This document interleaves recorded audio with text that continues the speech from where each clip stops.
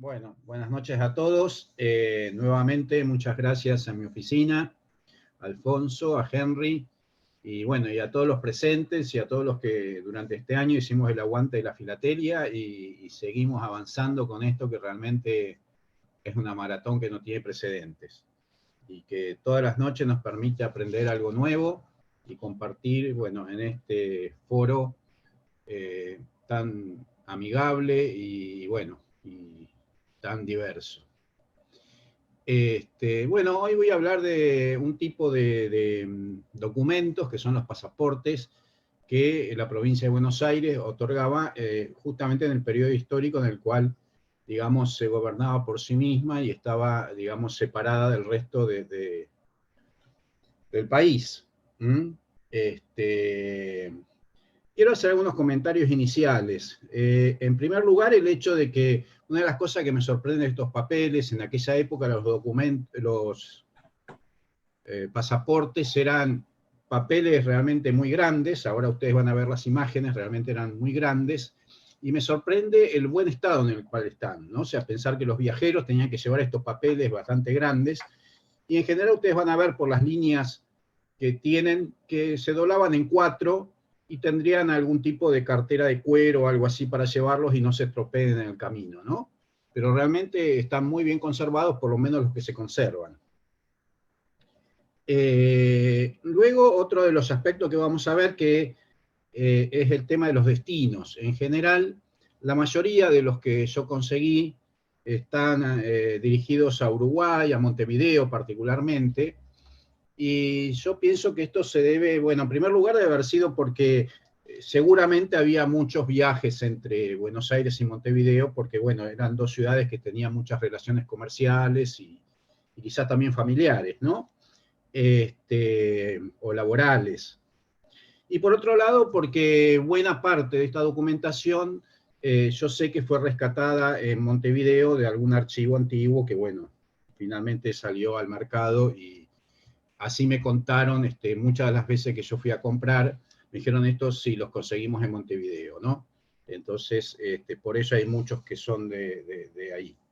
Y entonces, bueno, los que son otros destinos, que podríamos clasificar básicamente Brasil, algunos pocos a Europa, y también algunos poquitos que son muy interesantes, que son circulados dentro del país, porque también van a ver que en algunos momentos, para irse a otra provincia, también había que sacar un pasaporte, ¿eh?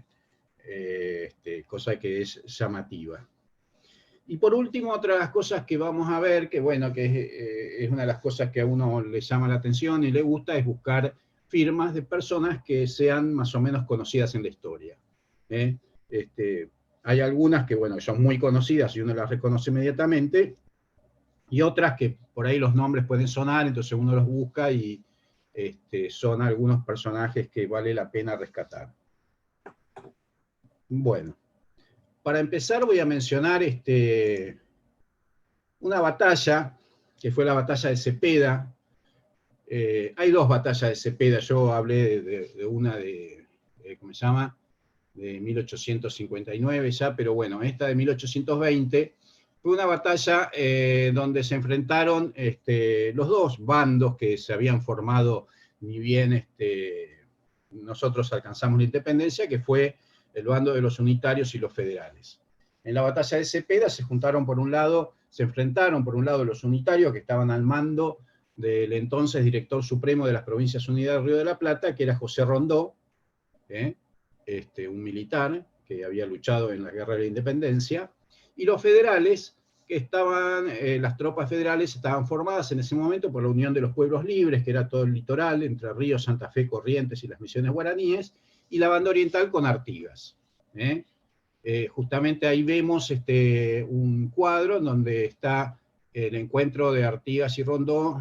Bueno, ahí dice durante, yo supongo que eso es después de la batalla, una vez que ¿cómo se llama? Los federales vencieron a los unitarios, lo cual produjo como consecuencia que se disolviera el gobierno nacional y cada provincia comenzara a autogobernarse. Era un momento donde había muchos caudillos en las provincias, y entonces cada provincia formó su propio gobierno.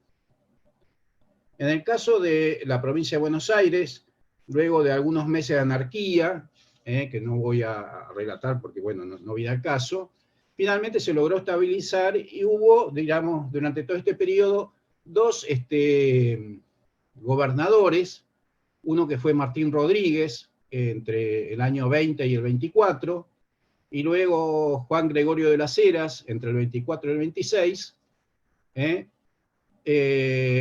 y digo durante este periodo porque luego de ellos nuevamente se formó la presidencia y bueno, y Bernardino Rivadavia fue nombrado presidente de las Provincias Unidas, que bueno, por eso nosotros hoy en día al sillón presidencial lo llamamos el sillón de Rivadavia, porque se considera el primer presidente de nuestro país.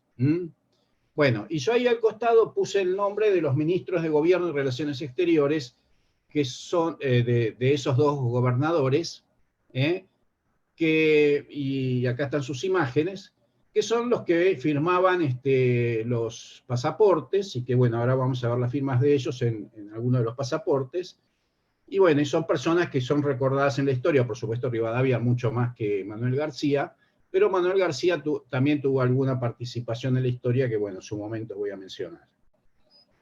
Bien. Empecemos con el primer pasaporte que empieza en mi historia.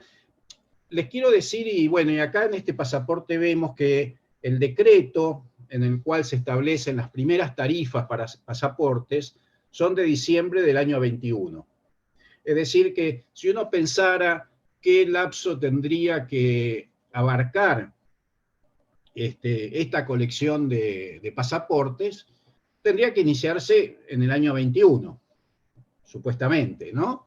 Pero bueno, el primero que conseguí, el más antiguo, es del año 23, quizás con suerte pueda conseguir alguno del 22, y no sé del 21 si habrá, pero bueno, en fin. De todas maneras, este es el más antiguo que tengo, y me voy a detener un poquito a hablar algunas particularidades que acá se van viendo. En primer lugar, el pasaporte se puede considerar un papel sellado muy particular, con un, digamos, un formato ya preestablecido, como el que está acá, y tiene las marcas que correspondían al papel sellado de la época, que serían los sellos, se llama sellos a aquellos que tienen el valor, el precio, digamos, que hay que pagar, el impuesto que hay que pagar, y el contrasello, que es el que indica a qué año corresponde ese documento. En este caso, bueno, ya acá los amplié para que se vean bastante mejor que aquí. Hay dos sellos de 1 peso, y este es el contrasello que corresponde al año 1823. Eran en seco y en relieve. Y lo que vamos a ver que en algunos documentos son poco visibles. Realmente no eran muy cuidadosos en el estampado de los sellos y los contrasellos. Por ahí algunos los vamos a ver que son mucho más nítidos y bueno, y por ahí son mucho más bonitos, podríamos decir, que estos que son bastante borrosos, pero que bueno, más o menos uno llega a ver que hay una pica con un gorro frigio y 2 manos, y el 1 peso ahí se va notando. Bueno. ¿Por qué pagó 2 pesos? Bueno, acá está señalando en el extracto del decreto del año 21, de diciembre del 21, que los pasaportes tenían que pagar 1 peso por cada persona principal. Se llamaban personas principales, yo diría, caracterizaría a las personas blancas, adultas, y que tenían cierta independencia económica. Y por otro lado, los niños, los peones y los criados, que formaban parte de la comitiva, pagaban la mitad, 4 reales. Estamos hablando del peso dividido en 8 reales, ¿no es así?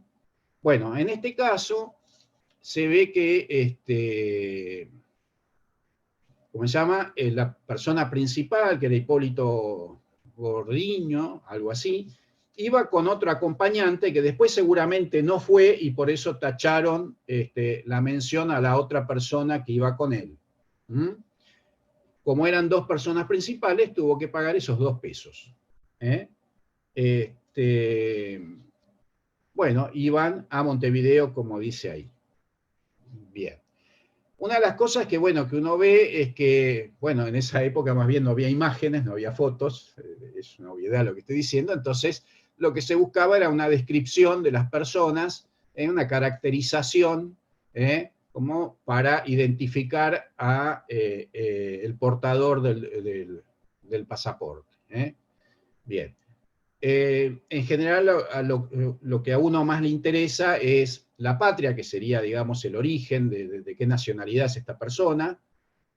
La edad podría ser interesante si uno quiere hacer un análisis un poco más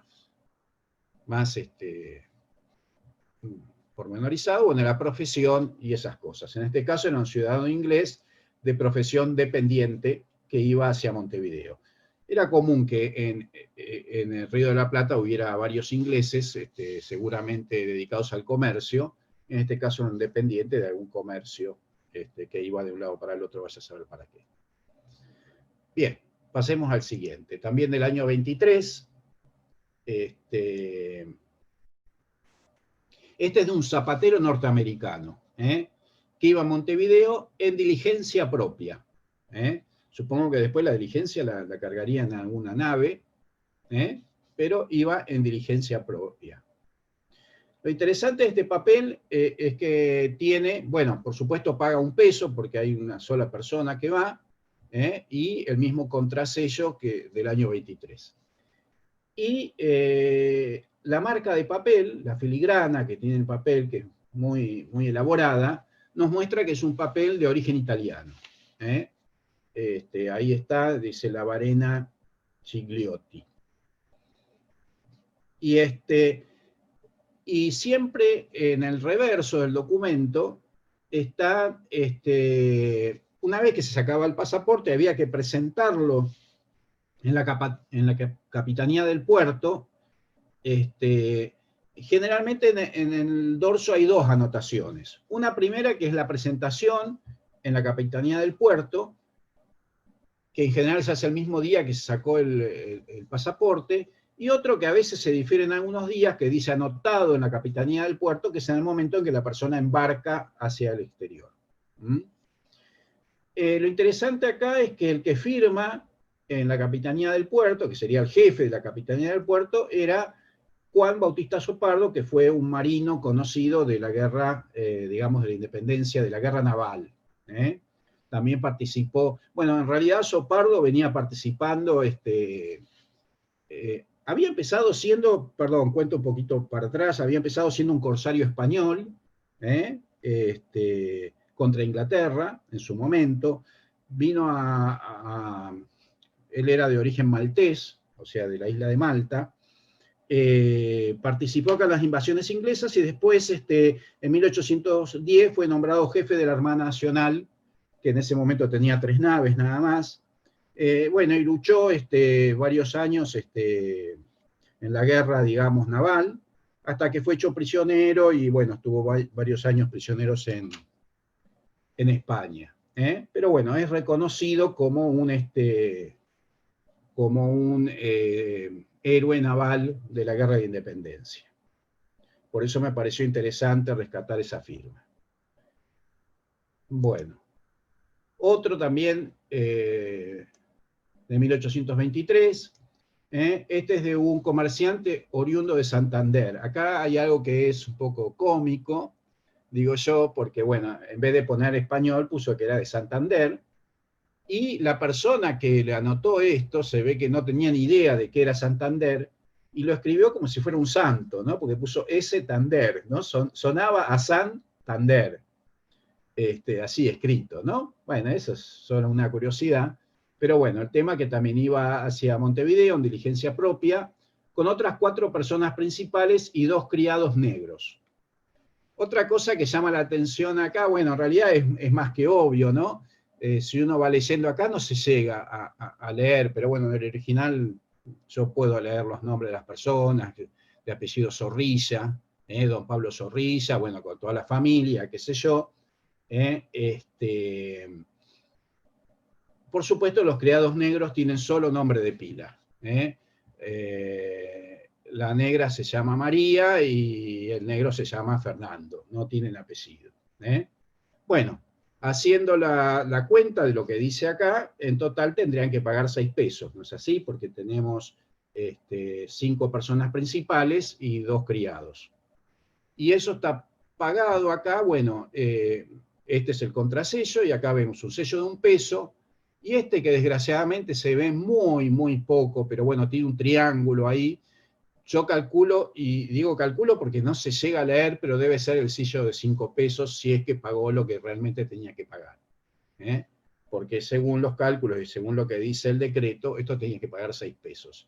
Realmente a veces a uno le da lástima que sean tan poco legibles estos tipos de sellos, pero bueno, así eran. No tenían mucho cuidado en el momento de ponerlo. Bueno, yo me olvidé de decir lo más importante de estos documentos, ¿no? Acá se ve que hablé de muchas cosas y medio me perdí. El que firma el documento es Rivadavia, que era ministro secretario del Departamento de Gobierno y Relaciones Exteriores. Después, más adelante, vamos a ver que el que lo firmaba era el jefe de policía, pero en esta época lo firmaba el ministro de Relaciones Exteriores. Y en ese momento era Rivadavia quien después sería el primer presidente de la Argentina, y que bueno, que es muy conocido en Filatelia por los famosos Rivadavias, que son los sellos clásicos más famosos que tenemos. Y este también está firmado por Rivadavia, pero realmente está muy borrada la firma, y si uno lo mira a trasluz lo puede ver, pero bueno, no se nota para nada ahí en la foto. Acá tenemos otro también firmado por Rivadavia, del año 24, un pasaporte con destino a Montevideo, otra vez, del 4 de febrero de 1824, otorgado a una mujer casada con sus 3 hijos menores. Entonces, una mujer casada con sus 3 hijos menores sería 2 pesos y medio, o sea, 2 pesos con 4 reales. Bueno, ese año, los sellos que tenían el valor, se les agregó un óvalo. Acá se ve bien, en el de 4 reales realmente está muy, muy clarito. Fíjense qué diferencia, ¿no? Ojalá todos hubieran estado así impresos, ¿no? Pero bueno, el de 4 reales, acá se ve el círculo. Este era el sello anterior, digamos, el año 23, el sello hubiera sido este círculo, nada más. Pero este año se le agregó el óvalo con el año 1824 y el valor acá abajo, donde se ve claramente que dice 4 reales.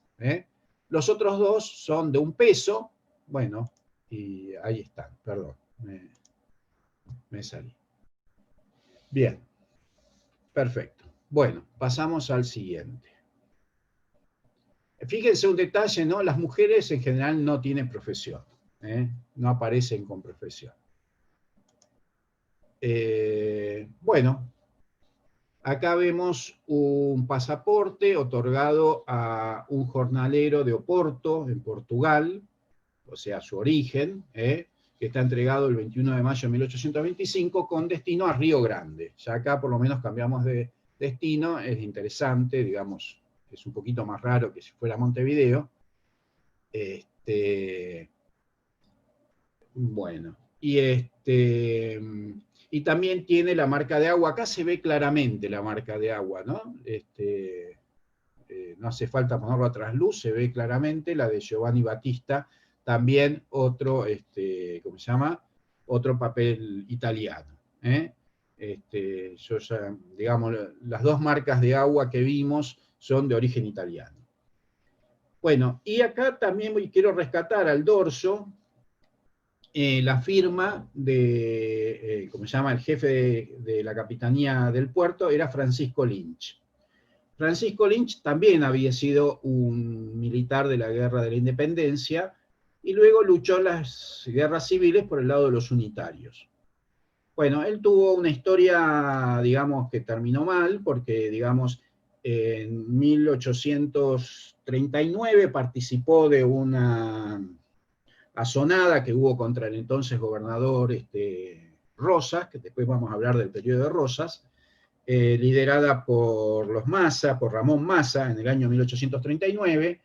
Esa revolución fracasó totalmente, por supuesto, porque Rosas era una persona muy fuerte en la provincia y, digamos, muy popular. Y al año siguiente bueno, estaban acorralados en Buenos Aires, un grupo de unitarios, digamos, tenían que huir de Buenos Aires porque eran perseguidos por la Mazorca. La Mazorca era una especie de grupo de choque que salía digamos, a asesinar a los opositores. Y bueno, en 1840 organizaron un escape a Montevideo, porque, digamos, todos los emigrados iban a Montevideo, y fue delatado por el mismo barquero que ellos habían contratado, y la mayoría de ellos fueron asesinados. Se salvó uno solo, que después también vamos a ver la firma de él, que se llamaba José María Salvadores. Pero bueno, este personaje murió en ese intento de fuga, donde fueron, digamos, emboscados y asesinados en el momento en que iban a embarcar. Bueno, digamos, pequeñas cosas de la historia que van apareciendo cuando uno va analizando estos documentos. Sigamos. Bueno, acá, desgraciadamente, mi colección se corta. Eso es una lástima esto, porque, digamos, los primeros documentos son muy interesantes, pero bueno, van a ver que el próximo documento que yo voy a mostrar es de 1839, o sea que hay un salto muy grande, pero no encontré documentos de por medio. Sigo buscando y quisiera seguir completando la colección, pero bueno, sé que a veces no es fácil conseguir lo que a uno le está faltando. Bueno, lo que voy a mencionar acá es un cambio de etapa, ¿no? O sea, nosotros en el año 1826 al 27 tuvimos la presidencia de Rivadavia. La presidencia de Rivadavia, digamos, lo que trajo fue la organización nuevamente del país en una forma unitaria. Eso generó mucha resistencia, y finalmente la caída de Rivadavia se dio un poco por la guerra con el Brasil, que si bien nosotros salimos airosos de la guerra con el Brasil, no fue así con respecto a la firma del tratado. Y ahí voy a volver para atrás porque también omití algo, se ve que a veces me olvido algunas cosas, y es este personaje que se llama Manuel García. Manuel García, que bueno, que acá firma como secretario, digamos, ministro de Gobierno y Relaciones Exteriores, de Gobierno y de Relaciones Exteriores ¿cómo se llama?, de las Heras. Después fue ministro también de Relaciones Exteriores de la presidencia de Rivadavia, y fue el encargado de firmar la paz con el Brasil. Y bueno, parece que las condiciones que ellos, ¿cómo se llama?, pactaron con el Brasil, fueron muy antipopulares. De hecho, que el ejército triunfante en Brasil, cuando iba regresando, fue el que finalmente se rebeló contra la presidencia de Rivadavia, y fue el fin de esa presidencia. Lo que más, digamos, generó un escándalo fue el hecho de que Manuel García haya firmado el hecho de que Uruguay iba a ser un país independiente. En realidad, Uruguay, antes de la guerra, era la provincia bueno, ya después seguramente me van a decir bien, pero ahora no sé por qué se me borró. Era, bueno, una provincia que pertenecía al Imperio de Brasil, y bueno, se me borró ahora el nombre, pero es muy conocido. Cisplatina. Sí, ¿cómo? Provincia Cisplatina. Cisplatina, se me borrió la Cisplatina. Gracias, Fritzen, muchas gracias. Y bueno, supuestamente nosotros como vencedores teníamos que volver a reunir esa provincia que había sido parte de las Provincias Unidas de Río de la Plata, pero no, como una especie de acuerdo intermedio quedó en que iba a ser independiente. Y eso generó mucho rechazo, y bueno, fue lo que produjo en cierta manera la caída de Rivadavia. Luego de eso se volvió a organizar el país en forma federal. La provincia de Buenos Aires tuvo un gobernador que era Manuel Dorrego, y que sufrió un levantamiento por parte de Lavalle, que era Dorrego y Lavalle habían sido también dos militares de la Guerra de la Independencia. Pero se enfrentaron acá en estas guerras, ¿cómo se llama?, digamos, civiles, en esta guerra civil.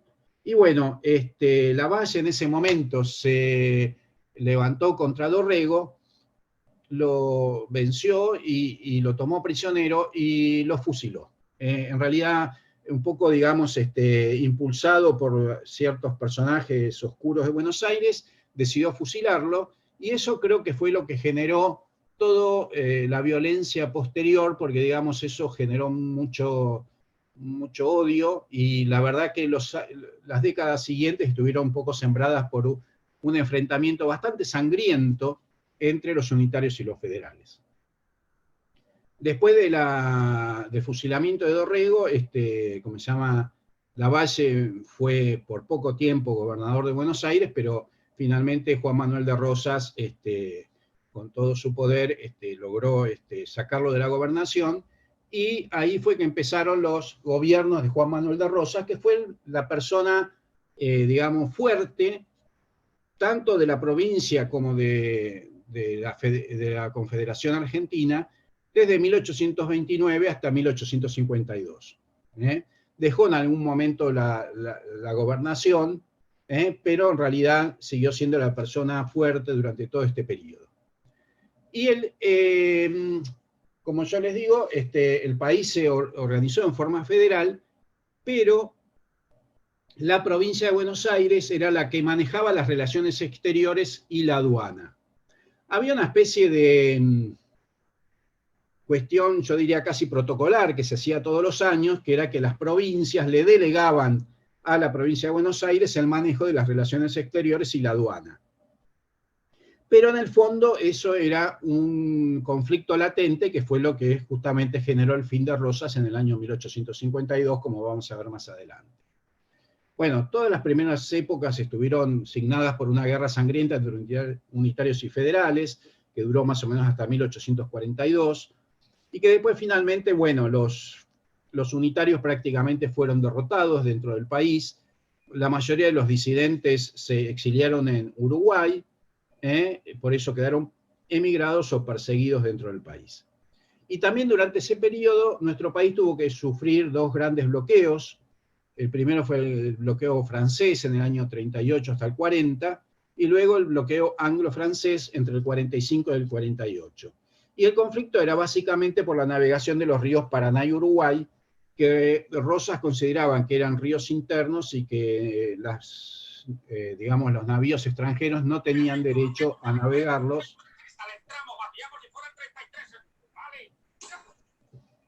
No tenían derecho a navegarlos sin, digamos, y todo esto tenía también que ver con el hecho de que Buenos Aires es el que manejaba la aduana, ¿no?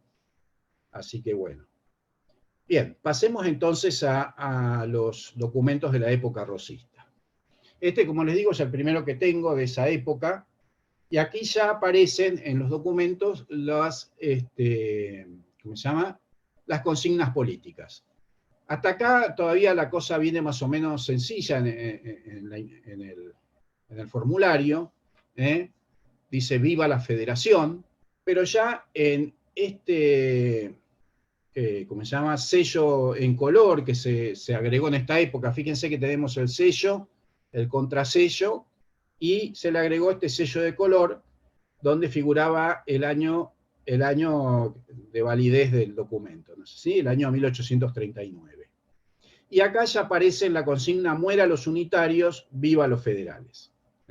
Bueno, durante el periodo rosista, este tipo de pasaporte llevaría este sello en color rojo, que era el color punzó, que, digamos, identificaba a los federales y prácticamente a Rosas.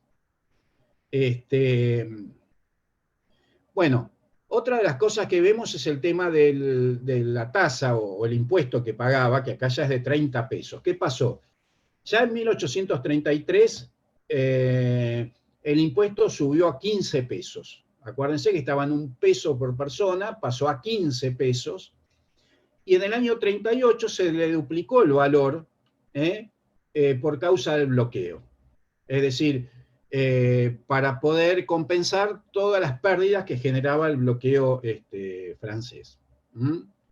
Bueno, en este caso vemos que se le entregó a un sastre genovés, con destino también a Río de Janeiro, en el año 39, y lo interesante es que atrás tiene la intervención del consulado del Reino de Cerdeña. Vamos a ver acá que en algunos casos aparece la intervención del consulado, la mayoría de las veces del consulado del país de origen de la persona que se va de un lado para el otro. En este caso, del Reino de Cerdeña. Bueno, también me voy a detener en algunas cosas de este documento. Fíjense cómo ha cambiado totalmente, es mucho más grande, y tiene una factura mucho más elaborada que la anterior. El formulario se hacía en la imprenta del Estado. Este es el escudo, me llamó mucho la atención el escudo de la época, este sería el escudo de la provincia de Buenos Aires, que no solamente tiene la bandera nacional, sino fíjense la bandera de Chile, la bandera de Perú, y la verdad que la cuarta no sé qué será, pero bueno, tiene, digamos, las tres banderas de los países que supuestamente no, que liberó el general San Martín, pero que, bueno, consideraban que las tropas nacionales habían ayudado a liberar. Y todavía, digamos, bueno, esos cañones cruzados y la corona de laureles, y esto no sé si es un muérdago que viene a ser, porque también se usa mucho en heráldica.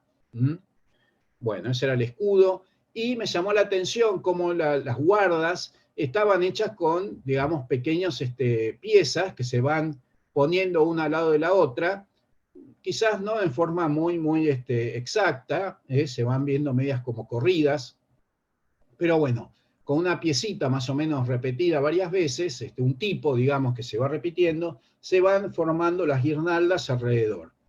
Y lo que vemos, además, algo que llama la atención, que a veces, digamos, estas guardas no encajan justo las piecitas, entonces se agrega un signo de admiración en algunos lugares para que pueda cerrar perfectamente. Por ejemplo, acá vemos dos acá arriba, uno acá al costado, otro por acá, y abajo otro. Era una manera de ajuste para que las piezas, digamos, den justito como tenía que dar el tamaño.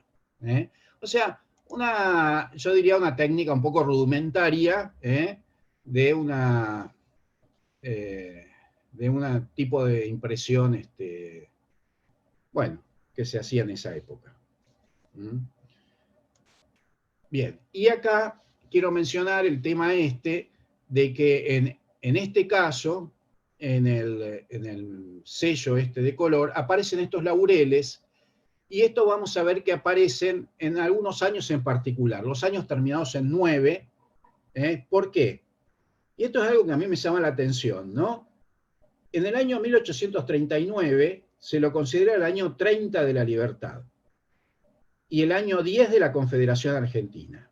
Bueno, además del 24 de la independencia. Pero lo que se celebra básicamente son los años de la libertad y los años de la Confederación Argentina, cuando dan exactamente en décadas exactas.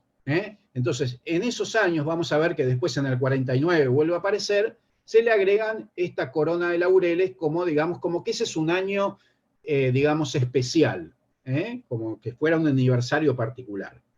¿Y por qué digo que me llama la atención? Porque nosotros hoy en día festejaríamos, estamos hablando, el año de la libertad se refiere al año 10, o sea, al año 30, perdón, de la libertad respecto de 1810. Nosotros hoy en día festejaríamos los 30 años en 1840, cuando se cumple el 25 de mayo de 1840. Pero en aquella época parece que se contaban los años, por ejemplo, en 1810 era el año 1 de la libertad, el 11 era el 2, y así, entonces va dando que el año 30 cae en el 39. No como nosotros hoy en día, que festejaríamos el 10º aniversario en la fecha 25 de mayo de 1810, entonces 1840. Entonces consideraríamos que el año digamos, de los 30 años se festejarían en 1840.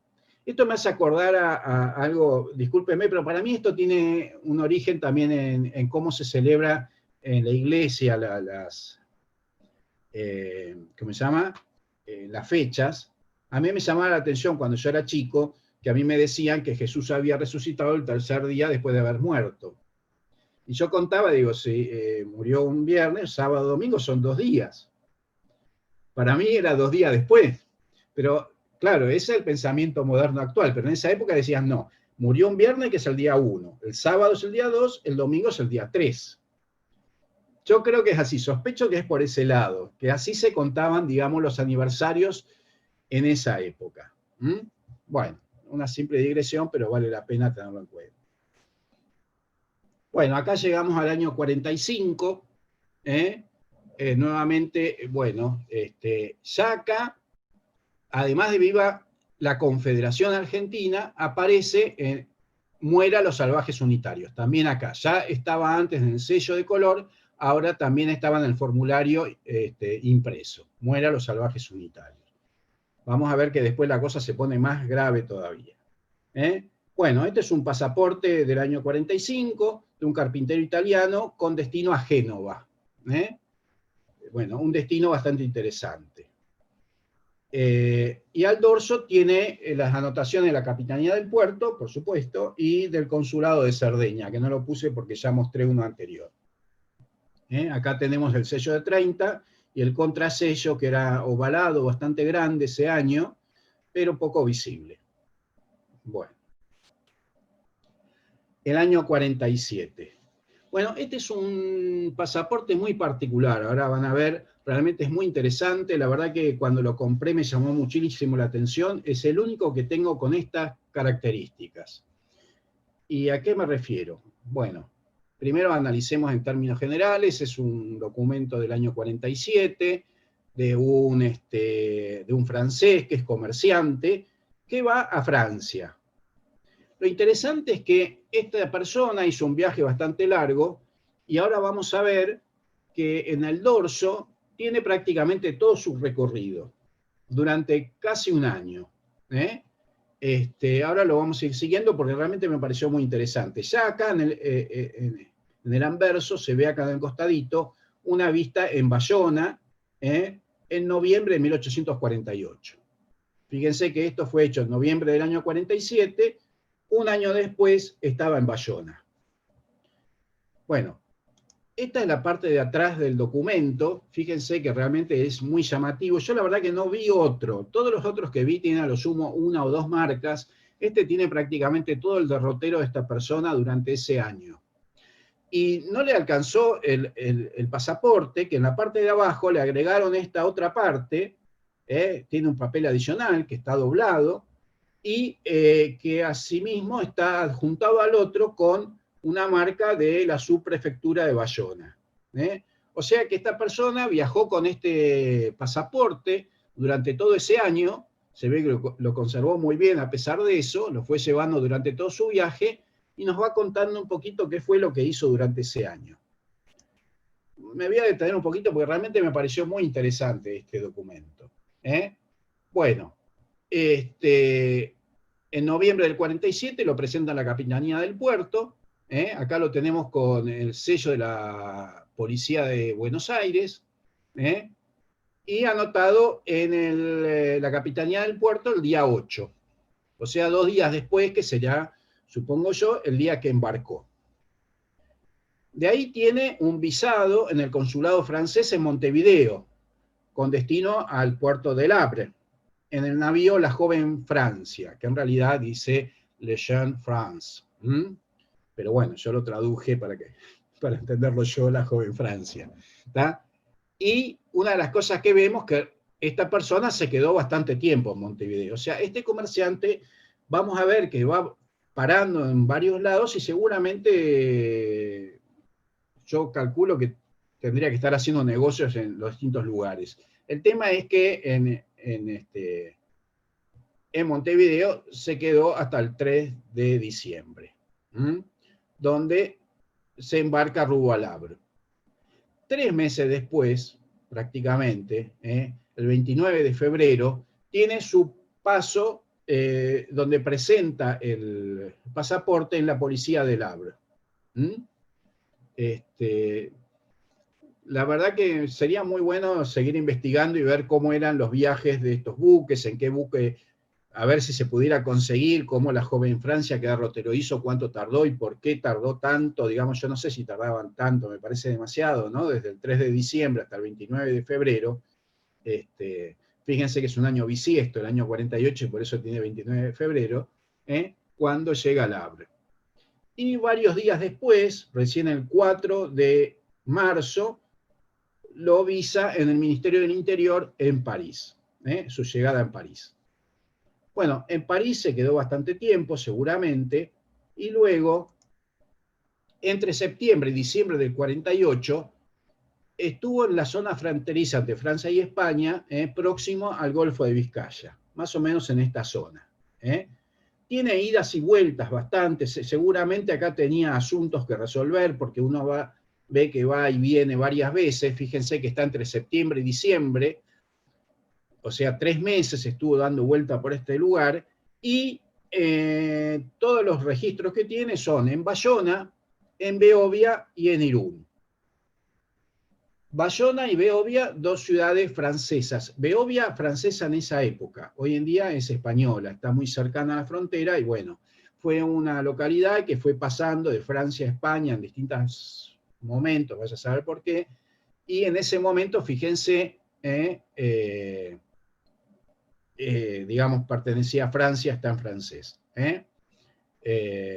Bueno, entre esos lugares estuvo, digamos, circulando durante esos 3 meses y finalmente, el 20 de diciembre del año 48, emprende el regreso a Montevideo. Eso lo hace acá en la noble y leal villa de Pasajes, en España. O sea, desde España se embarca y acá tenemos una... ¿cómo se llama? Una visa de la delegación francesa en Pasajes, donde nos dice que se embarca a Montevideo en el navío Le Bon Père, o sea, el buen padre. Bueno, o sea que tenemos prácticamente todo el derrotero de esta persona a lo largo de más de un año. Me pareció realmente un documento muy interesante y creo que daría para seguir investigando acerca de, bueno, las características de los viajes de esa época y qué tipo de actividades podía hacer un comerciante francés dando todas estas vueltas. Pero bueno, para seguir investigando. Avanzamos un poquito más, llegamos al año 48. En este caso, bueno, un español, comerciante, un comerciante español que va a Río de Janeiro. Seguimos con las consignas políticas, sigue siendo 30 pesos, acá no hay muchas variaciones. Año 49, fíjense, otra vez la palma de laureles, la corona de laureles. En este caso sería ya, digamos, los 40 años de la libertad y los 20 de la Confederación. Bueno, acá lo interesante y lo que nos cambia es el destino. Porque esta persona se dirige a Entre Ríos. O sea, una provincia dentro de la Confederación. Es una mujer y por eso no tiene profesión, no figura la profesión. Cuando uno ve el nombre, se llama Teresa, es una mujer italiana que va a Entre Ríos y lo que paga es una tasa de 4 pesos, porque sí, por supuesto, la circulación dentro de la Confederación pagaba mucho menos que dentro de, que hacia el exterior. En este caso, 4 pesos. Había costado 2 pesos antes de la duplicación y luego se fue a 4 pesos. Lo interesante es que lo que vemos acá, que hay, digamos, esta persona sale por otro lado, porque evidentemente debe haber tomado un velero que fuera por el río. Y entonces en vez de salir por el puerto, por la capitanía del puerto, sale por la ayudantía del Riachuelo. La ayudantía del Riachuelo se había creado en el año 1829 y tenía funciones de control policial. Uno cuando salía tenía que presentar ahí su pasaporte y tiene la firma de quien era su jefe, que es Carlos Campos, que era un capitán de patricios, del regimiento de patricios, que era el jefe del destacamento. Bueno. Bien. 1851. un inglés que va al buceo, al puerto del buceo en Uruguay, y con intervención de, ¿cómo se llama? Del consulado británico en Buenos Aires. Acá, cuando uno ve en el dorso, esto, fíjense que se entregó el 3 de enero, fue presentado el día 3 de enero en la Capitanía del Puerto, pero la vista del consulado recién del día 11. Es decir, que esta persona sacó el pasaporte, pero tardó varios días en viajar. Ahí, digamos, como que uno ve en la parte del dorso que los trámites tienen como distintos momentos. Una cosa es la presentación, otra cosa es el embarque y el viaje que uno hace. Bueno. Este es otro pasaporte interior, digamos, a Entre Ríos, con el impuesto de 4 pesos, de un italiano, jornalero, y lo que llama la atención, para mí esto es una omisión, que no le pusieron el sello de color rojo. Acá para mí esto se les olvidó de ponerlo. Todo lo demás es igual, tenemos el sello, el contrasello, bueno, y seguimos con los salvajes unitarios. Bueno, y llegamos al año 52. En el año 52 tenemos un nuevo cambio. El gobernador de Entre Ríos, Justo José de Urquiza, que venía a ser el caudillo, digamos, de Entre Ríos, tiene un enfrentamiento muy fuerte con Rosas. En realidad, Urquiza había sido aliado de Rosas durante mucho tiempo, pero había un problema que lo venía quejando bastante, que era el tema de la aduana. Buenos Aires era el único que manejaba la aduana, y muchas veces las provincias, sobre todo el Litoral y Santa Fe, se manejaban por izquierda en el sentido de que, bueno, suplían este problema permitiendo o haciendo la vista gorda a lo que era el contrabando, para no tener que depender, que todo su comercio dependiera de Buenos Aires. Bueno, parece que Rosas lo apuró un poquito a Urquiza, le dijo que tenía que terminar con el tema del contrabando. Esto puso las cosas un poquito en rojo vivo, y finalmente el 1 de mayo de 1851 hubo un pronunciamiento de Urquiza que decidió reasumir las relaciones exteriores de su provincia. O sea, esto que se hacía formalmente todos los años, de que las provincias le delegaban a Buenos Aires las relaciones exteriores, Urquiza dijo, bueno, no, este año no, nosotros reasumimos las relaciones exteriores. Esto generó un estado de confrontación, y entonces Urquiza formó lo que se llamó el Ejército Grande. El Ejército Grande estaba conformado de 30.000 hombres, 4.000 eran brasileños, 2.000 eran uruguayos, y el resto eran de Entre Ríos, Corrientes y algunos disidentes de Buenos Aires y Santa Fe. Ven toda gente del litoral y, bueno, algunos de Buenos Aires que eran unitarios, etc.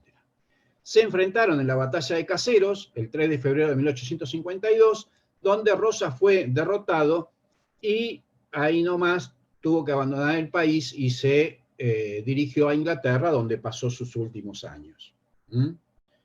Bien, entonces tenemos una nueva situación. Y acá hay dos documentos muy interesantes porque marcan esta diferencia, este hecho.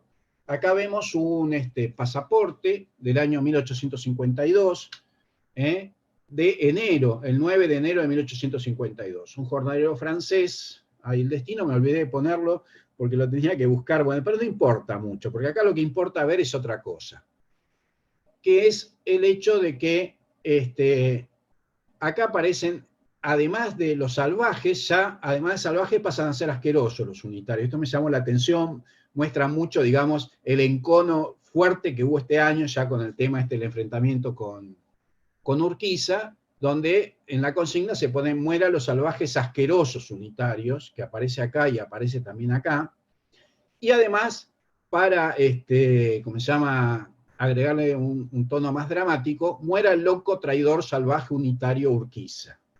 Ustedes imagínense si hoy en día en el pasaporte de ustedes dijera muera el loco, traidor, salvaje, unitario o lo que sea fulano, ¿no? Uno llamaría mucho la atención. Pero bueno, en esa época era más comprensible. la cosa era un encono muy fuerte y bueno, y aparecía en los pasaportes. Bueno, seguía siendo de 30 pesos, el contrasello, y una cosa que llama un poquito la atención acá es esta que se ve que se aplicó en otro documento el sello de color y se ve acá transparentado, ¿no? Como en relieve, este mismo sello que digamos que era de color rojo, y acá se ve, bueno, que es el de otro documento. Esto, digamos, sería como una variedad llamativa. Bien, veamos qué pasó en 1852 después de la batalla de Caseros. En ese mismo año, 1852, después de la batalla de Caseros, se tenía ya impresos todos esos formularios, no se los iba a tirar a la basura o desperdiciar, entonces se tachaban todas las consignas políticas que habían estado anteriormente, no la de la Confederación Argentina, porque la Confederación Argentina fue seguida, continuaba existiendo, pero sí se le sacó todo lo que había en contra de los unitarios y en contra de Urquiza. Al sello, fíjense, ¿no?, de color rojo pasó a ser negro, justamente para no recordar el color propio de los rosistas, y se le borraron todas las consignas políticas. O sea, tuvo la misma forma, pero quitándole todas las consignas políticas. Bien. Y otra cosa interesante es que se agregó una sobretasa de 2 pesos. ¿Por qué fue eso? Bueno, porque Buenos Aires, después de la batalla de Caseros, que venía a ser la gran derrotada, se rebeló contra la Confederación y sufrió un bloqueo por parte de las tropas de la Confederación. Urquiza no quiso llevar las cosas al extremo, finalmente dejó un poco que Buenos Aires resolviera su situación y bueno, eso daría lugar al Estado de Buenos Aires, o sea, Buenos Aires se separó de la Confederación, pero durante algún tiempo, digamos, Buenos Aires se vio en una situación, digamos, compleja por efectos de bloqueo. Entonces, nuevamente, para poder solventar esos problemas debidos al bloqueo, se le agregó la sobretasa de 2 pesos, que vamos a ver que duró por 2 años. Entonces tenemos, y se pone por separado porque evidentemente el sello de 32 no existía. Entonces está el sello de 30, el de 2, bueno, y el contrasello, que en este caso, por suerte, es muy visible. Bueno, es una persona, un brasilero, que va a Montevideo y paga ese impuesto. Bien. Seguimos.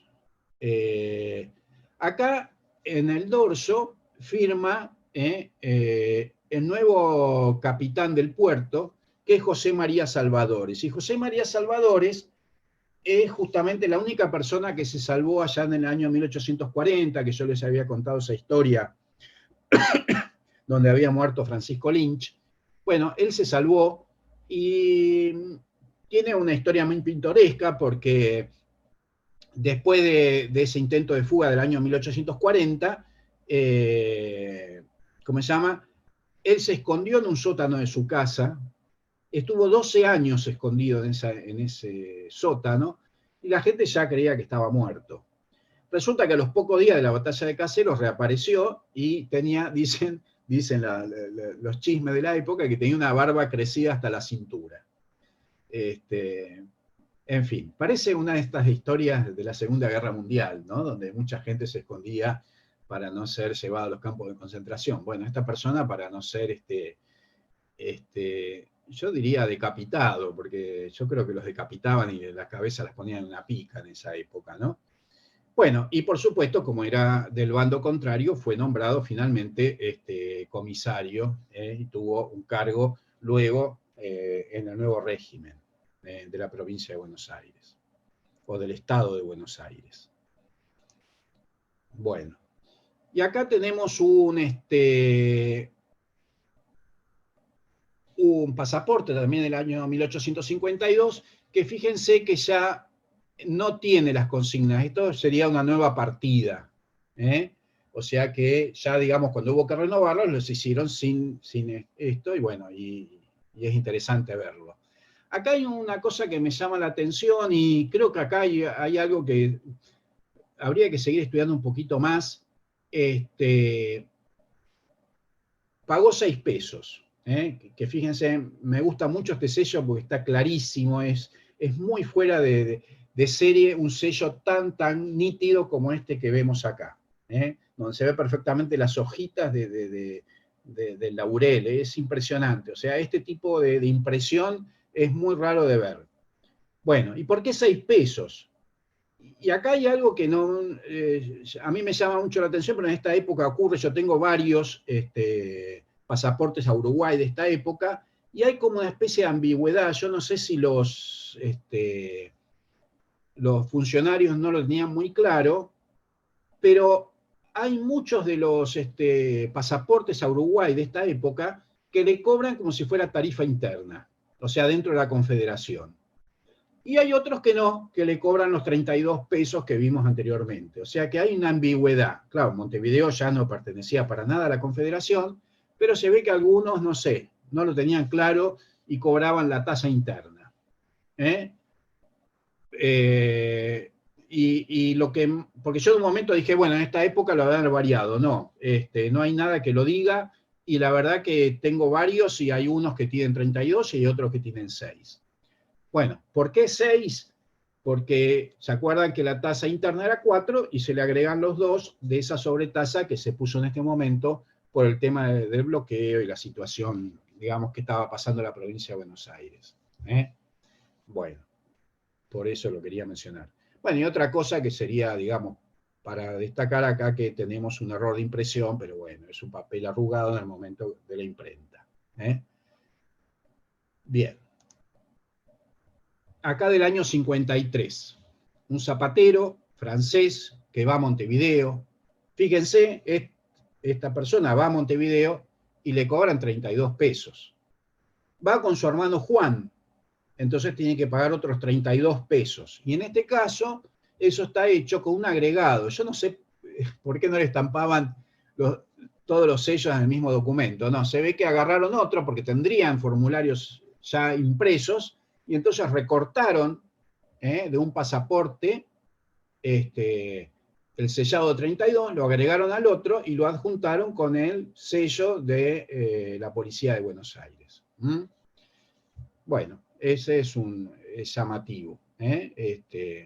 Un doble sellado en un mismo pasaporte. Es el único que tengo y me llamó la atención. Bueno, bien. Este del año 53 ya. Fíjense cómo en este caso, ya en esta época, todos los van a ver, bueno, este era el que venía de la época rosista, el formato del sello de color. Ahora vamos a ver que todos los años este sello de color va cambiando de diseño. Cada año se hace uno distinto. Este del año 53.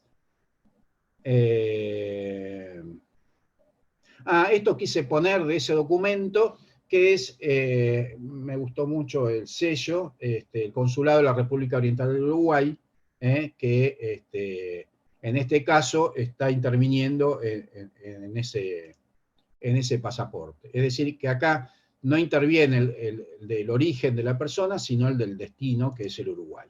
En esta época hay muchos que están visados por el Consulado Oriental, cuando van a Montevideo o al Uruguay. Bueno.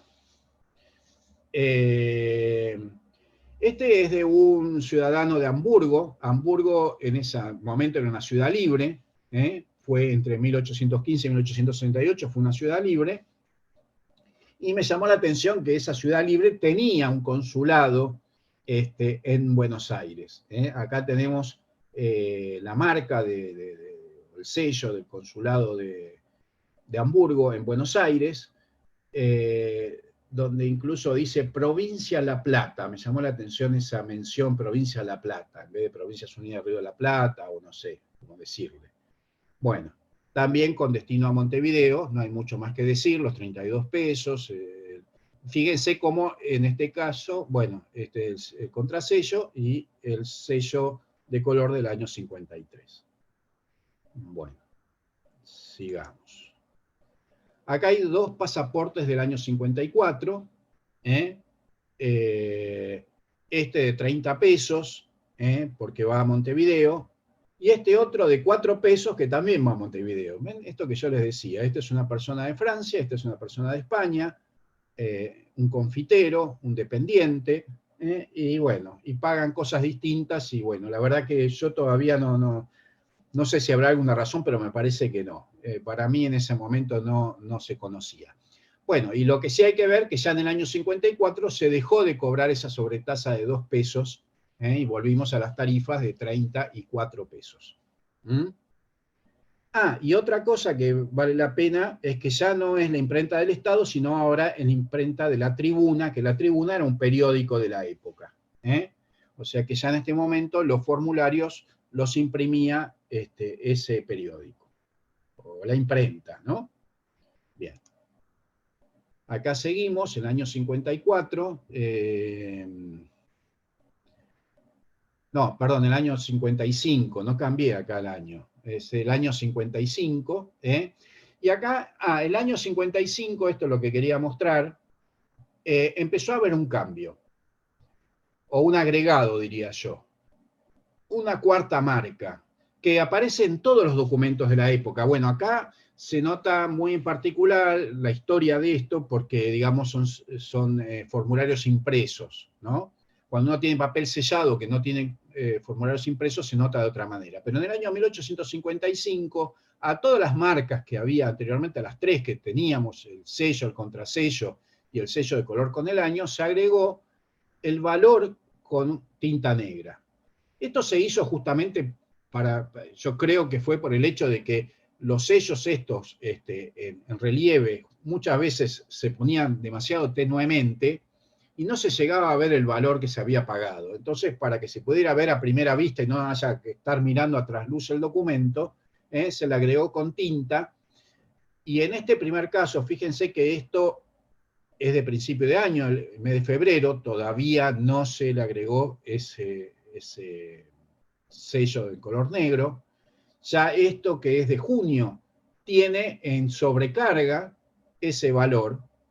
Y más adelante, que se hizo un nuevo diseño, venía impreso.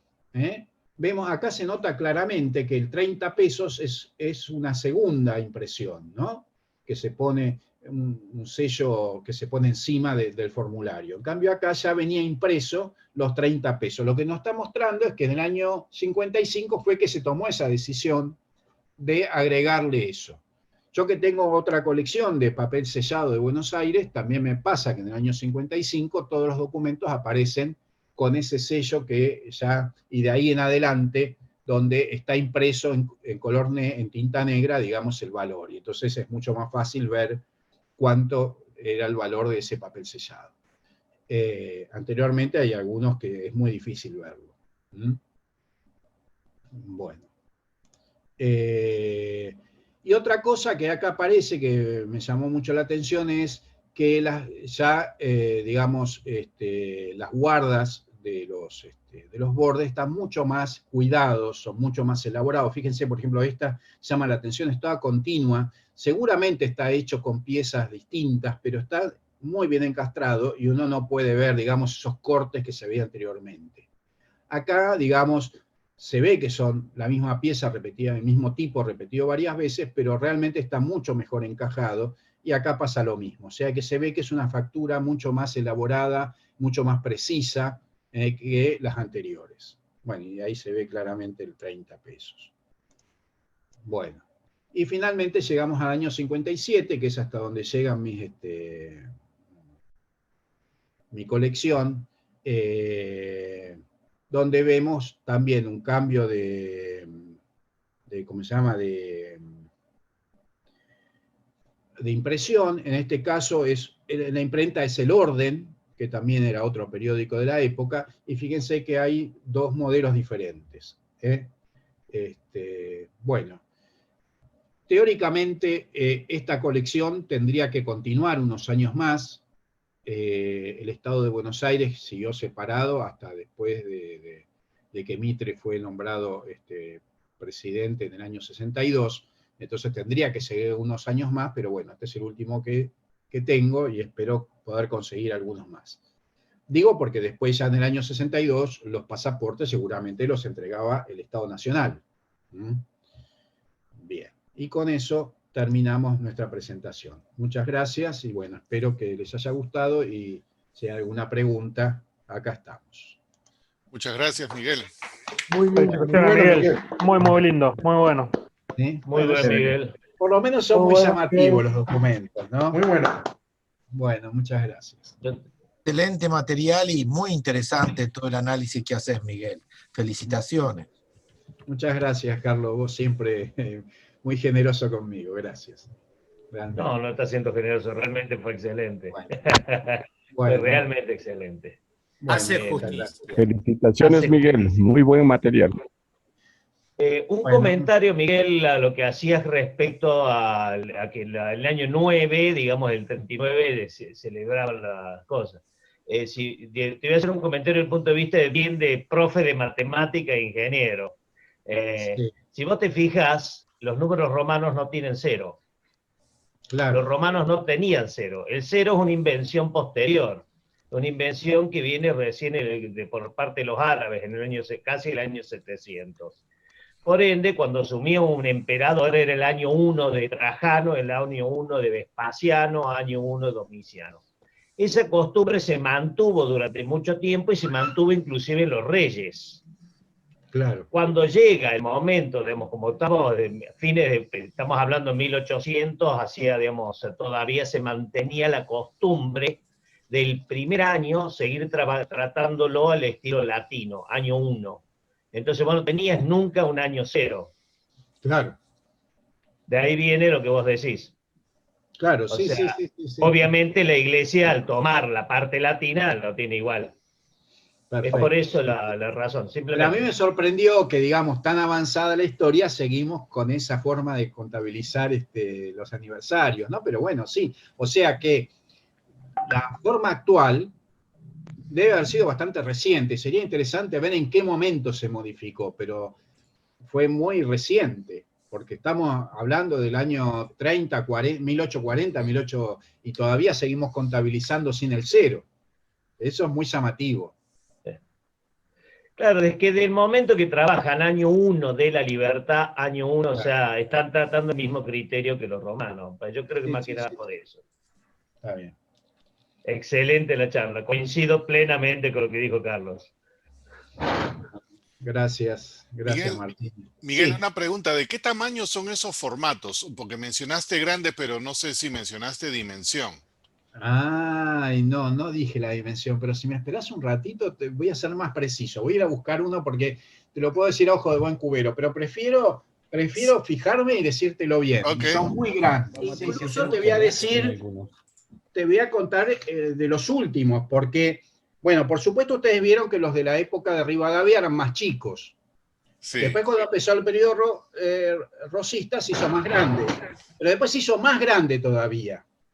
Y entonces, por ejemplo, los últimos son, a ver, tenemos 30, de largo tienen 42 centímetros, y de ancho tienen 33 centímetros. Wow, Fíjense entonces ustedes, tenían que doblar en 8, en más. claro, no, lo doblaban en 4, pero yo he visto, y la verdad que estuve tratando de buscar, porque me hubiera gustado mostrar, pero yo he visto algunas veces en películas de viajeros o qué sé yo, que llevaban una especie de cartera que tenía cierto tamaño, donde encajaba justo la cuarta parte de esto. Pero ustedes fíjense lo que es, ¿no? O sea, si yo me paro, esto es una sábana, digamos, ¿no? Ahora, tener que viajar con esto sin estropearlo, realmente, porque fíjense cómo está, ¿no? O sea, bueno, realmente toda una hazaña. Claro, así el papel sea grueso, los dobleces se iba a quebrar en algún momento. Y tampoco te creas que es tan grueso, o sea, sí es, no es finito, pero tampoco es muy, fíjate, ¿no? O sea, su papel. Y otra curiosidad, siendo pasaporte, y hablabas pasaporte para Montevideo, pasaporte para la otra ciudad. O sea, era de uso una sola vez, solamente para ese viaje, y tenían que Sí, yo renovar. pienso que sí, Ok. sí. Porque incluso, y yo esto me lo sospecho, quedaban en el lugar de destino, me parece, porque si aparecieron en Montevideo en un archivo, es porque los viajeros que iban cuando volvían no lo traían de vuelta, me parece. Capaz que traían otro papel, no lo sé eso. Claro. Sí, porque esa sería la parte interesante para volver a entrar al país. Bueno, me imagino que en Claro. aquella época no había inmigración ilegal, todos eran bienvenidos, entonces se entraban, pero para el otro lado no, es curioso. Sí, bueno, pero fíjate que tenía que haber mucho control policial, porque estamos hablando de una época muy Sí, difícil desde el punto de difícil, vista político. claro, ¿Eh? así es. Sebastián creo que tiene una pregunta. Sí, dos cosas. Miguel, fantástico, me encanta la historia, me encantan las investigaciones, cómo las estás haciendo y todo. Pero tengo dos preguntas. Primero es, ¿cómo explicas que si el pasaporte era one way, cómo explicas ese pasaporte que tiene múltiples destinos? Esa es una. Y la otra es, ¿hasta qué año tienes conocimiento de que los pasaportes no lleven fotografía? Ahí es difícil, pero yo calculo que con fotografías tiene que haber sido muy del siglo Posterior. XX ya. Sí, yo calculo, no sé si en el siglo XIX había, yo la verdad que no he visto, porque ya, a ver, en los años 80, 90 había fotografías, pero no era una cosa tan común ir a sacarse una foto. A ver, como hoy en día que vamos a sacar una foto carné. Yo para mí que es muy del siglo XX la foto. Bueno, y lo otro que vos me decís, sí, podríamos ver en ese muy particular que yo mostré, que era todo el derrotero hasta volver a Montevideo. Sí, puede ser, no sé, o por ahí sería una costumbre de Montevideo. La verdad que no lo sé. No, eso son cosas que no sé, por ahí uno tendría que ver más documentación, más resoluciones, a ver cómo lo dice. Pero, qué sé yo. Yo lo que sé que han aparecido muchos en Montevideo, así como en un archivo, ¿no? Eso es lo que sé. Y realmente ese que yo mostré, yo todavía no me lo explico cómo es, porque es el único que conozco. Y la verdad que cuando lo conseguí, cuando lo compré, si bien lo pagué el doble de que los demás, creo que lo pagué barato, porque es rarísimo ese documento. Es rarísimo. No, de nada. Julio César. Hola Miguel, buenas noches. Hola Julio, ¿cómo estás? El tamaño de tu pasaporte podría ser el tamaño de la hoja, el pliego abierto del papel usado en la colonia. Porque acá en Perú también usábamos, pero ese tamaño se usaba para las, ¿cómo se llama? Los cabotajes para los que salgan los barcos. Entonces, podría ser ese tamaño, porque yo también tengo documentos de ese tamaño, que eran doblados, eran los pliegos que usaban en la colonia, el tamaño del papel, me refiero.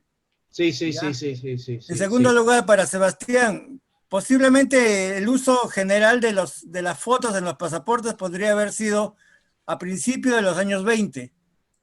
Antes no se tenía en cuenta para ningún tipo de documento el poner la foto en el documento. En Perú, por ejemplo, yo tengo pasaporte del año 21 que recién se está usando la foto. No sé si será también igual en Argentina, pero en Perú a partir del año 2021, finales del 20, inicio del 21, se empieza a usar la foto como presencia dentro del pasaporte para identificar a la persona. Entonces así podías identificar si era alemán o nacional, o sea, podías identificarlo mejor. Y otra cosa, acá en Perú usábamos los pasaportes valideros por un año, no era como Huawei que dice Miguel, acá normalmente era por un año, o sea, primero inicialmente 6 meses y después por un año. Así era el sistema antes de 1900. Gracias. Una curiosidad, me parece a mí que en ese tiempo era solamente, como dices, comunicar one way, pero ya el concepto de visado, que te permitan entrar, ¿en qué año se implementa eso? Y por lo que vemos, muy antiguo ya. Muy antiguo, ¿no? Y sí. Lo mismo, sería interesante hacer un estudio mucho más profundo, ¿no? Pero yo digo, es muy llamativo que, por ejemplo, cuando, por ejemplo, el caso de un inglés o la persona está de Hamburgo, que va a Montevideo, tenga que pasar por el consulado de su país de origen. Sí. Eso habría que ver por qué motivo es. Quizá tiene que ver con el hecho de que en esa época había cierta protección, digamos, de los consulados hacia sus compatriotas, ¿no? Claro. Por ejemplo, acá hubo muchos reclamos en la época de Rosas, que fue uno de los conflictos, uno de los bloqueos, una de las causas fue por ciertas cuestiones respecto de los ciudadanos ingleses que vivían en Buenos Aires, por ejemplo. Entonces había ciertos reclamos y bueno, y todo eso generó rispideces, además del tema de comercio, qué sé yo, pero era como que el consulado inglés se ocupaba de los ingleses en Buenos Aires. Bueno, y entonces si salía del país tenía que mencionarlo y se hacía el visado y ese tipo de cosas. Porque esa práctica funciona hasta la fecha, inclusive cuando uno va de acá, digamos, a ciertos países, ¿no? Le recomiendan que lo primero que tiene que hacer es registrarse en el consulado, asiste de turista, entonces pasa cualquier cosa, el país es responsable de sacarlo de ahí y llevarlo, ¿no? De repente esa era lo que se hacía. Sí, claro, sí. Acá estoy buscando, acá encontré uno, pero este es del año 23, por ejemplo, y ya tiene foto, pero 1923, ¿no? Y es una libreta ya. Ya es una libreta, claro, es otra cosa totalmente distinta, ¿no? Pero bueno, qué sé yo, estaba viendo a ver si encuentro alguno anterior del 23, porque esto todavía no lo tengo organizado, esta información. No. ¿También coleccionas de documentos de identidad de esa época? No son documentos de identidad, son pasaportes. Estos son todos pasaportes que después vienen con los sellos consulares. Porque en realidad estos son pasaportes extranjeros que tienen visa en consulados argentinos. Pero bueno, no tengo uno anterior a eso. Porque estas libretas, no. Bueno. Gracias. ¿Alguna otra pregunta por ahí?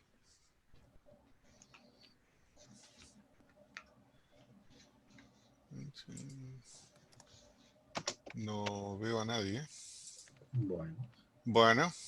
A ver, una cosita, ¿puedo aportar? Adelante, Alberto. Les comparto la pantalla. Acá encontré algo de 1812, referente a pasaportes, que a lo mejor puede orientar al tema de la devolución del pasaporte. A ver. En este párrafo, es un decreto de 1812, que los pasaportes, por regla general y de ordenanza, todos los transeúntes y particulares y los comisionados por el gobierno cumplidos sus viajes deben entregar los pasaportes a la administración de su domicilio para que se remitan como cumplidos al que los expidió. Esto es interno en Argentina, supongo, en Provincias Unidas. Y estos administradores de domicilio los remitan como cumplidos a lo que los pidió. Y se previene a todos los oficiales y comisionados del Estado que cuando lleguen a la capital tienen que cumplir con esa disposición. O sea que es la idea era que lo tenían que cerrar, que iban, volvían, lo entregaban y tenían que registrar quién lo expidió para que lo quede cerrado el círculo. Posiblemente esa sea la modalidad que siguió, ¿no? No explico por qué estaban en Montevideo así.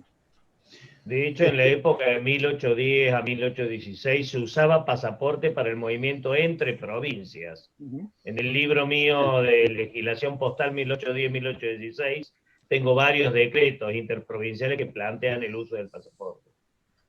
Claro, bueno, viste que de hecho ahí hay algunos, ¿no? Que van a Entre Ríos o lo que sea, sí.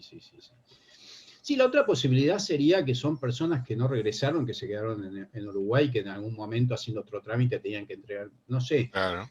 todo habría que verlo. Porque podría ser, sobre todo en la época rosista, muchas personas se irían a Uruguay y no volverían, supongo. Era un tema una época muy conflictiva, ¿no? Y los políticos eran muy honestos, ¿no? Ponían sus sentimientos en los papeles y por impreso. A Urquiza le... Sí. No, sí, es impresionante. Realmente es muy llamativo eso. Y además me llamó la atención como, digamos, de salvajes pasa a salvajes inmundos, ¿no? Es como que le estamos agregando algo más, ¿no? Sí, es muy fuerte eso. Una cosa graciosa es que en Buenos Aires ponían mueran los salvajes unitarios refiriéndose a Urquiza. Y Urquiza ponía mueran los salvajes unitarios refiriéndose a Rosas, porque los dos eran federales. La Bueno, igual lo de Confederación Urquiza es de Argentina último también momento, tenía ¿no? exactamente el mismo lema. Pero fue el último año eso, ¿no? Fue, digamos, el enojo final, porque, digamos, Urquiza hasta el año 51 estaban todo bien, o por lo menos se mantenía, ¿no? Una curiosidad para quienes no conocemos la historia de Argentina. ¿Por qué Buenos Aires decide estar por su cuenta y dejar al resto que se mantengan como las Provincias Unidas, todo menos Buenos Aires? Porque el gran conflicto de Buenos Aires, o digamos lo que Buenos Aires nunca quiso ceder, fue el puerto de Buenos Aires y la ciudad de Buenos Aires. Ese fue el gran conflicto que lo llevó prácticamente hasta 1880, donde terminaron enfrentándose con el gobierno nacional, y ahí fueron derrotados definitivamente, y bueno, y la aduana pasó al gobierno nacional. Pero la provincia de Buenos Aires no quiso ceder ninguna de esas dos cosas, y básicamente la aduana, porque la aduana era una fuente de ingresos enorme. Claro. Y de hecho, económico. Sí, ¿cómo? El problema era principalmente económico, como muy bien decís. El derecho de aduana. Claro, y sí. Entonces, digamos, todas las mercaderías que entraban al país tenían que entrar por Buenos Aires, y en cierta manera, si bien, digamos, uno puede pensar que el hecho de no permitir la navegación de los ríos interiores era una cuestión de soberanía nacional, también era una cuestión de defender los privilegios de Buenos Aires, de que toda la mercadería entre por Buenos Aires.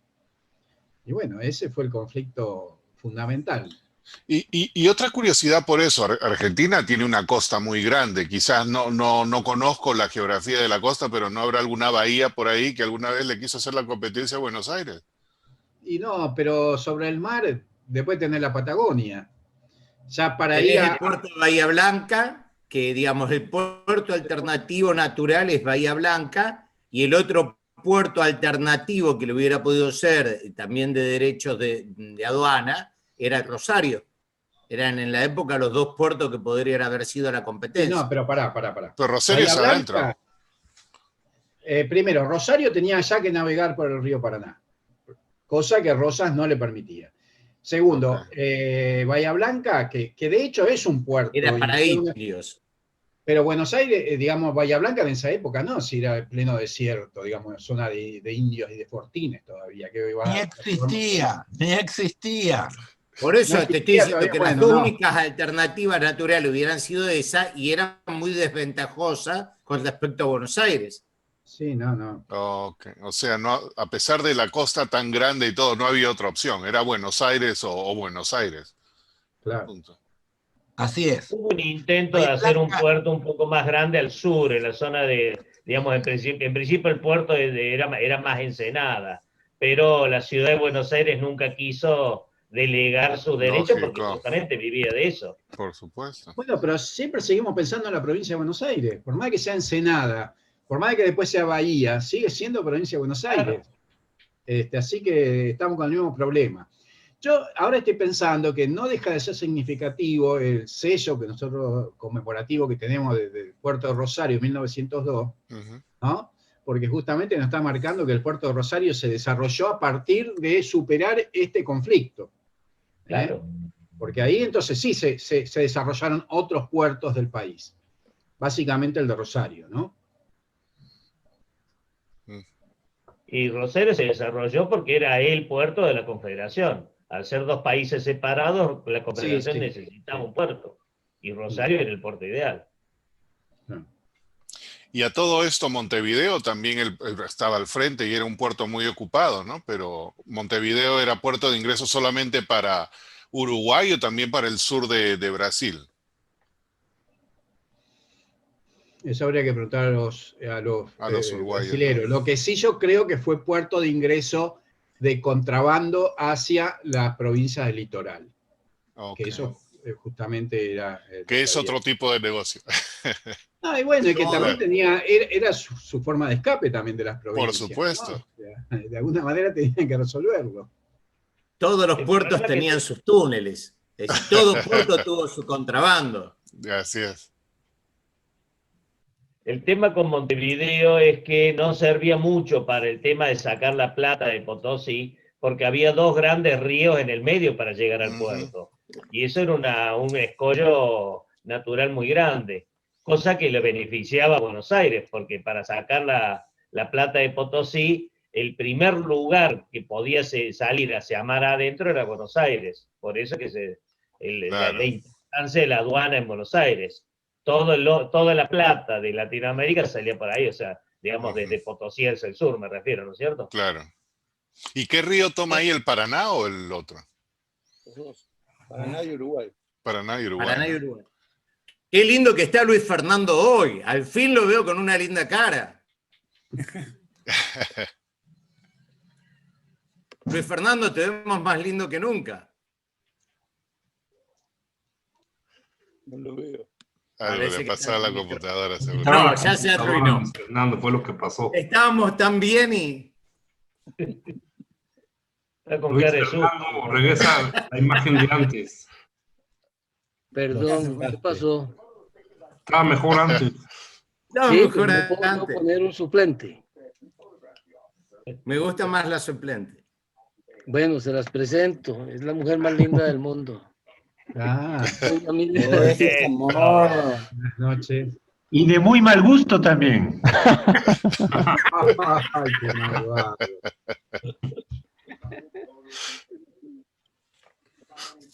En fin. ¿Otras preguntas por ahí? Yo quería acotar una cosa que me olvidé antes. En la parte que decías tú de que ¿por qué consideraban el año 1 de la independencia? Por ejemplo, en el Perú se usó a partir de del primer grito de independencia que fue en Huacho, en Huacho, en 1920. Entonces la independencia se contaba a partir de 1920, no del año 21, que es normalmente la fecha oficial. Entonces, en todos los documentos de la época existían, año 1 era 1920, y sí, a partir de ahí se contaba la independencia, ¿no?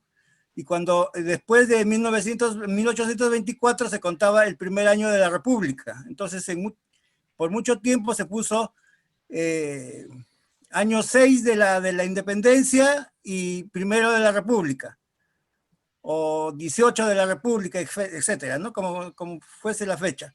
Pero se consideraba a partir de 1820, no del 21, que fue la fecha oficial.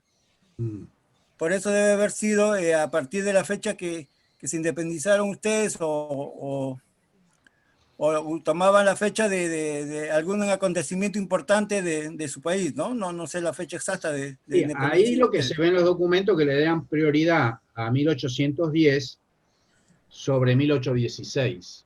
Claro, así es, porque ese fue el primer grito de independencia. Claro, sí. Bueno, recordar que la provincia de Buenos Aires obviamente va a dar más importancia al evento que se dio en Buenos Aires que a un evento que se dio donde, digamos, lejos de Buenos Aires. Hay que lo celebren los tucumanos. De nacionalidad porteña, que era lógico, aparte de la época. Claro, sí. En fin. Así es. Bueno, si no hay ningún comentario Y una final. última cosita que yo quiero destacar hoy, porque la verdad que ayer medio se lo dije a Mauricio, pero la verdad que me tienen sorprendido. la habilidad que tiene para buscar imágenes, porque la verdad que ha encontrado las cosas más raras, ¿no? Una cosa es decir, bueno, un sello clásico de Perú, cualquiera lo encuentra, pero un pasaporte de esa época hay que encontrarlo, ¿eh? La verdad que hay que encontrarlo, así que realmente... Ganaste en tus archivos, a lo mejor está cogiendo ahí. Sí. Cuentan los pasaportes, no se debe haber perdido uno. Nos damos cuenta, nos está hackeando a todo, nos está sacando imágenes a todo. Sí, realmente impresionante. Gasta el tiempo en eso y no escribe un perfil para el anuario. Claro, también me vas a poner el escenógrafo oficial de mi oficina. Claro. Para que te pasen la foto ideal para el perfil, lo que tiene que decirle Henry es que si no te pasa una foto informal, vas a poner la foto de Sebastián, la foto que saca él. ¿Verdad? La estampilla durmiendo, ¿verdad? Sería fantástico eso. Los morosos le ponemos su... Total sigue siendo informal, como vos decías, así que... Y otras expresiones sorprendentes que no son de sueño solamente. Ah, no, sí, hay otras. No, ya hay de todo. Sí, hay de todo un poco. Tenemos el zoológico completo. En fin. Bueno, con eso, Miguel, nuevamente, muchas gracias. No, por favor, gracias a todo ustedes. fantástico. Excelente, Miguel, la verdad y que... el día de mañana...